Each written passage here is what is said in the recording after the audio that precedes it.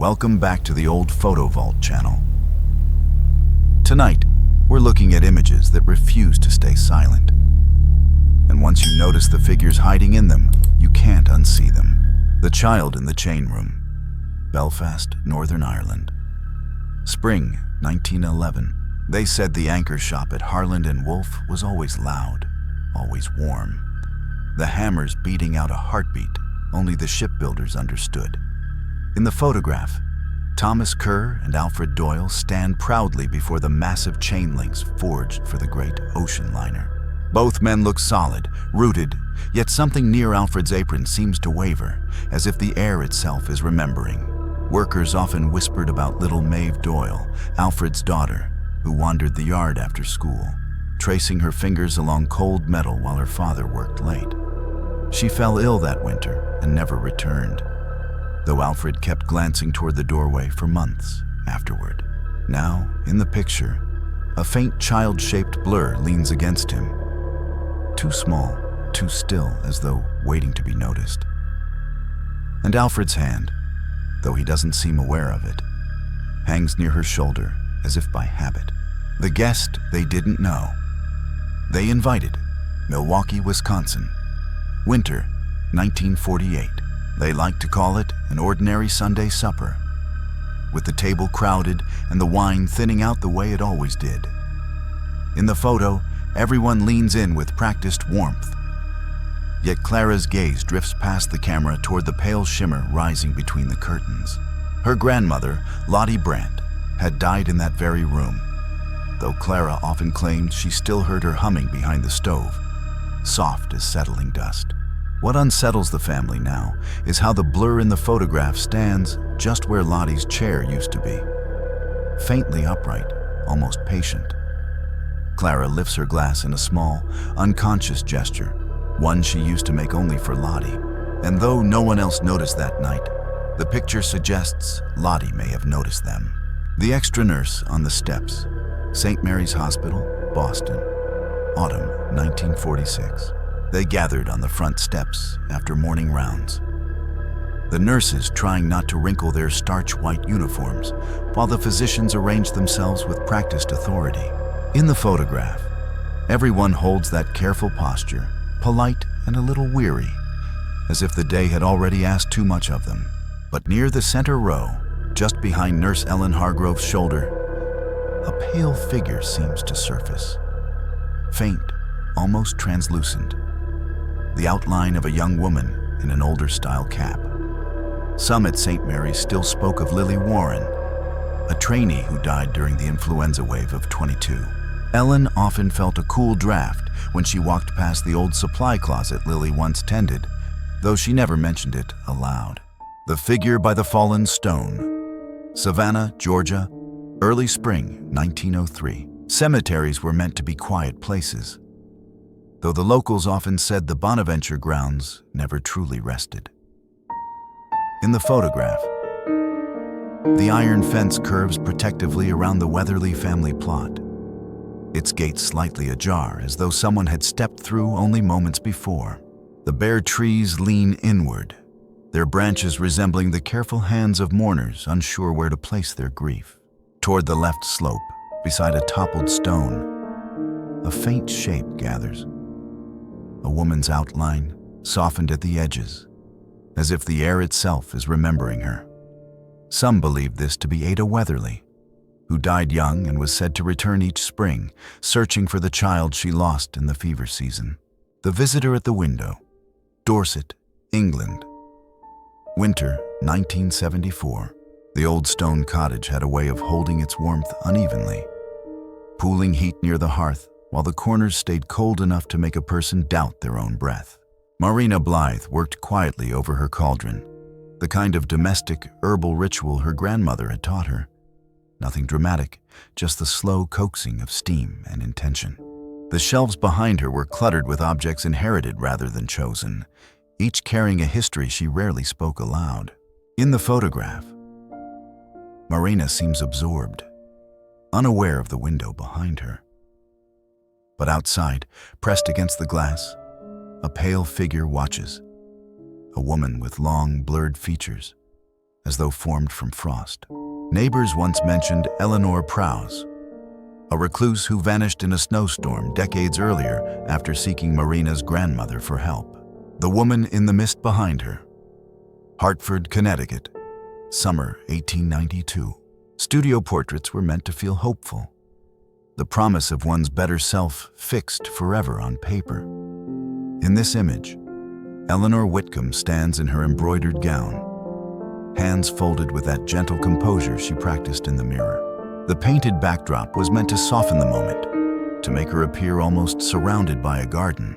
But the photographer later insisted he felt the room tilt colder as he prepared the plate.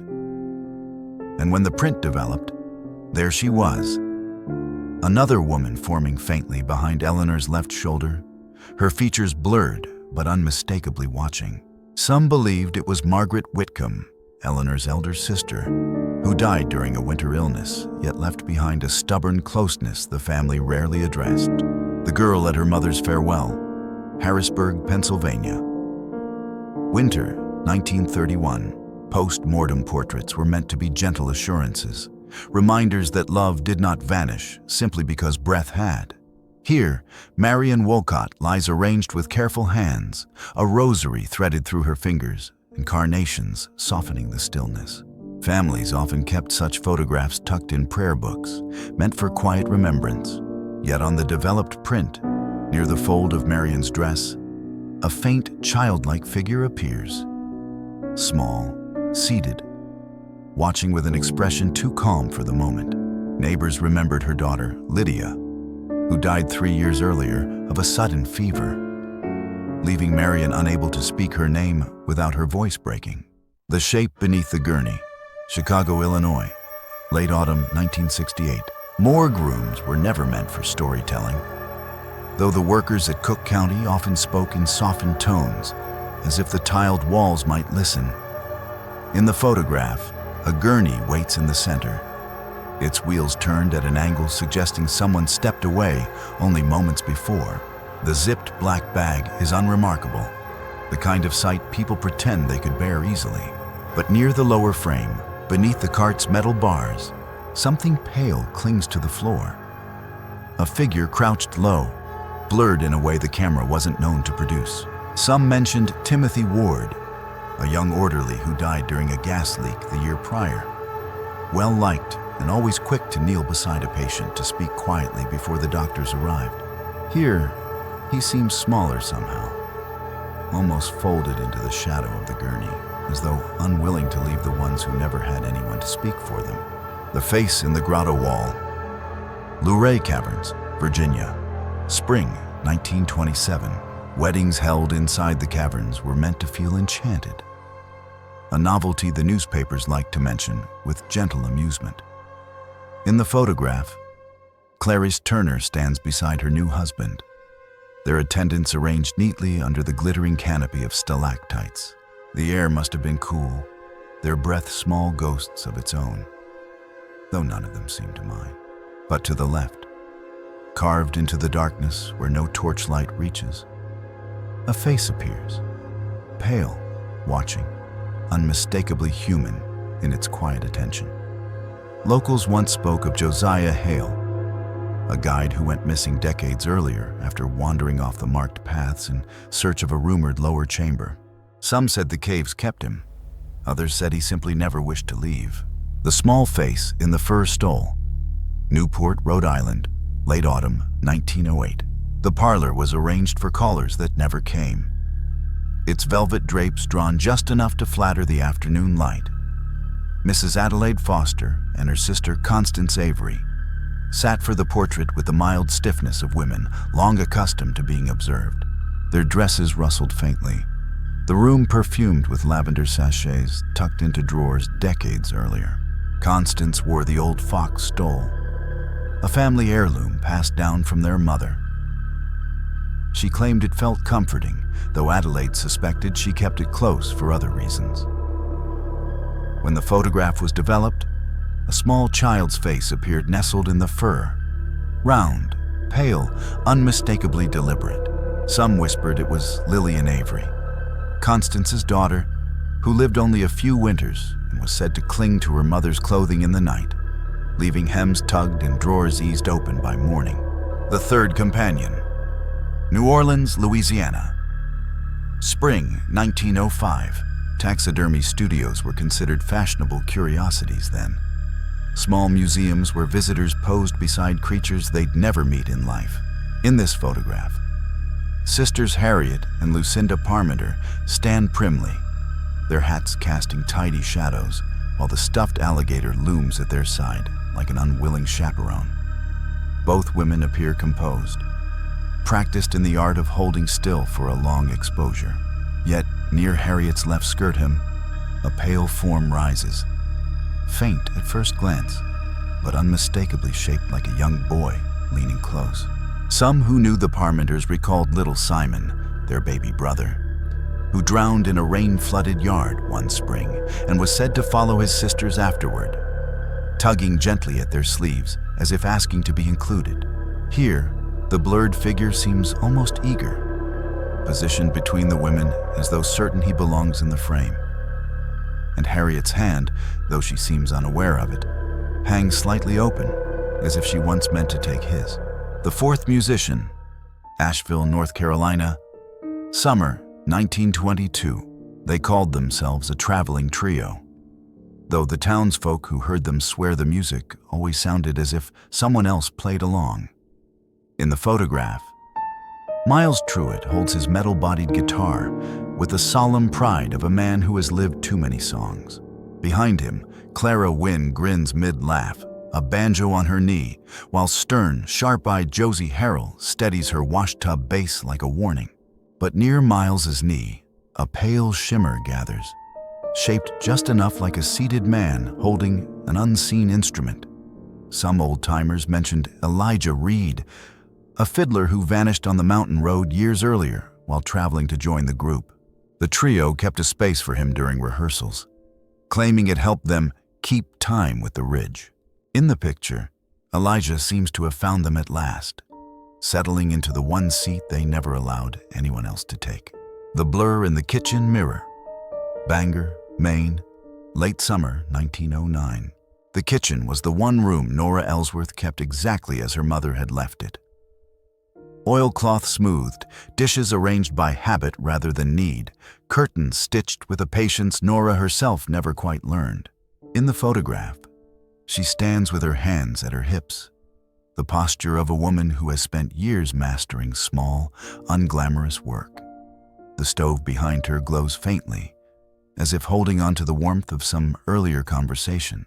But in the mirror above the shelf, a blurred figure appears where no one else was standing.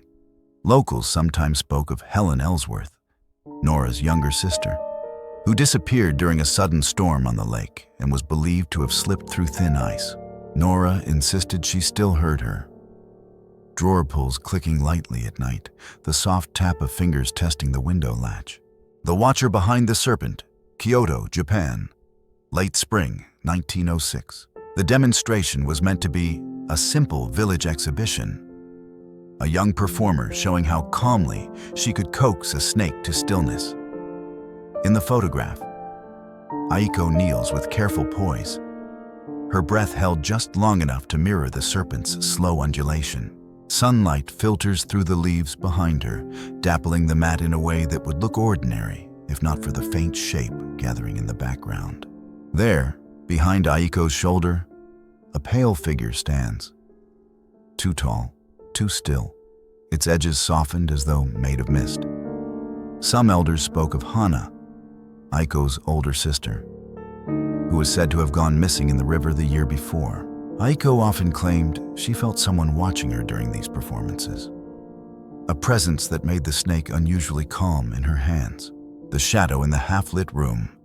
Krakow, Poland, early winter 1934. The room was never meant for comfort, only for getting through the days. A coal stove that seldom warmed evenly, a heap of mended clothes waiting for another life, and a single window that looked out onto a courtyard more silent than empty. In the photograph, Zofia sits with her back to the camera, steadying herself before her evening sewing. the familiar weight of the chair supporting her like an old promise. On the far wall, however, a faint figure gathers, shoulders rounded, head slightly bowed, as though caught mid-listening. Neighbors sometimes spoke of her son, Merrick, lost during a factory accident the year before. A boy who had always lingered in doorways, too shy to interrupt, but too curious to leave. Sophia kept his coat folded near her sewing basket, claiming it made the room feel less hollow. Here, his outline seems to lean toward her, almost grateful, as if returning to the last place he ever felt warm. The Face Beyond the Gate, Northumberland, England. Late autumn, 1889. The burial chamber was already falling into disrepair when the photograph was taken. Its stone walls streaked with damp like the slow handwriting of time. On the central slab lay what remained of an old sarcophagus, its lid cracked open decades earlier by curious villagers who expected treasure and found only dust. The air must have held a chill that sank into the bones. Yet the photographer stayed long enough to frame the gate at the far end. A narrow lattice of iron that once kept the living out more than the dead in. Only later did he notice the face forming in the print, blurred yet unmistakably human, hovering near the ruined tomb. Local folklore spoke of Sir Aldrich Harrow, a minor noble whose burial was disturbed so often that the priest declared he would rise until the stone remembers him again. The child beside the porch. Cedar Falls, Iowa. Summer 1944. The afternoon had been ordinary enough for a picture. Linen drying on the line, a soft breeze moving through the grass, and Helen Markham pausing at the porch post with the quiet pride of a woman who kept her home in stubborn order. Her floral dress caught the light just so, its pattern bright against the shaded yard. But on the developed print, a small, blurred figure stands close to her right side. So close it seems to lean toward her, as if hoping to be recognized. Neighbors still remembered her son, Robbie, who died of pneumonia the previous winter, a boy who never once left Helen's side unless coaxed outdoors. Some said Helen talked to him long after, her voice drifting through the yard in the evenings. The Reader in the Alcove. Palermo, Italy. Winter, 1897. They kept certain corridors of the Capuchin catacombs closed to visitors then, not out of fear, but out of a kind of respect for those who had settled farther into the stone. In one such alcove stood a figure the monks called Padre Silvio, preserved upright by the dry air, his robe still clinging to the shape of the life he once inhabited. A small devotional book rested in his hands, its pages curled as though waiting for him to resume. When this photograph was taken, the caretaker claimed nothing unusual, only the stillness, only the predictable hush of air that never seemed to move. Yet, when the print developed, the mouth appeared slightly parted, the hollow gaze somehow deeper, as if something had reconsidered its long silence. Local legend said Padre Silvio vowed to pray until the end of days, refusing to leave his station. In the image, he appears almost attentive, as though someone has finally arrived to hear what he never managed to finish reading. The Boy in the Doorway, Newark, New Jersey, winter 1910. The room had the look of a place lived in more out of necessity than choice. Coats hung where nails happened to be, a tilted picture frame no one bothered to straighten, and a small table cluttered with the quiet evidence of long days. When the photograph was taken, the tenant, Mr. Lowell, claimed he simply wanted a record of the space before moving on, something to remind him he had endured it. But in the doorway behind the lone chair, a faint boyish figure appears, blurred as if uncertain whether he should remain. Neighbors spoke of Daniel, the child who lived there before Lowell, lost to an illness that swept the tenements the previous winter. His mother had kept a small accordion for him, insisting the music might help him breathe easier. The party guest. No one invited? Des Moines, Iowa. Halloween, 1952. The women had spent all afternoon preparing for the costume supper, ironing dresses, trimming veils, laughing at how the masks made their own faces strangely unfamiliar. By the time the photographer arrived, the dining hall was set.